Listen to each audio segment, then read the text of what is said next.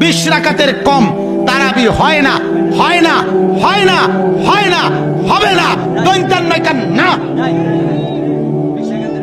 কি নয় কেন না, দৈন্তান্ন মর্দিনান্ন না, দৈন্তান্ন কেন।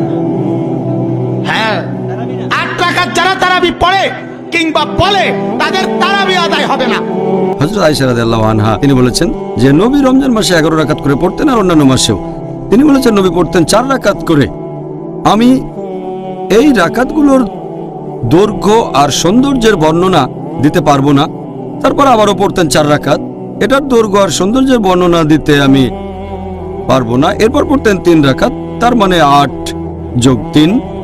তবে যদি দেখেন বিভিন্ন প্র্যাকটিস সালাফি সালেহিনের পরবর্তী প্রজন্ম, তার মানে সাহাবীগণ, তাবেঈন, তবে তাবেঈন, রেকর্ড ঘাটলে দেখতে পাবেন তারা পড়তেন 11 রাকাত, কেউ 13 রাকাত, কেউ 19 রাকাত, কেউ 23 রাকাত, কেউ 36 রাকাত, কেউ আবার 39 রাকাত পড়তেন।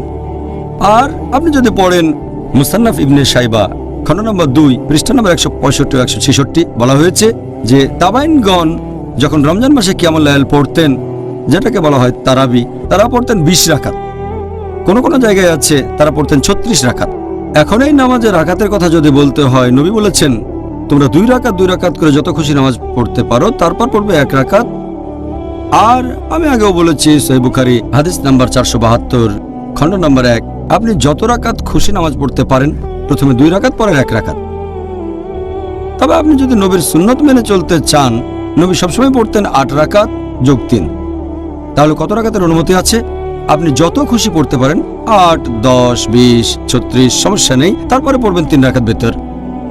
আর আমাদের নবী পড়তেন 8 যোগ 3 11। তবে আপনি যত রাকাত খুশি নামাজ পড়তে পারেন।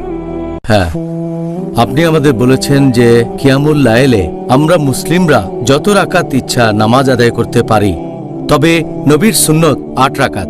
আপনি সেরকমই বলেছেন। হ্যাঁ, নবী পড়তেন 8 রাকাত, আলহামদুলিল্লাহ। তবে অনুমতি দিয়েছেন আপনি যত রাকাত খুশি পড়তে পারেন। হ্যাঁ।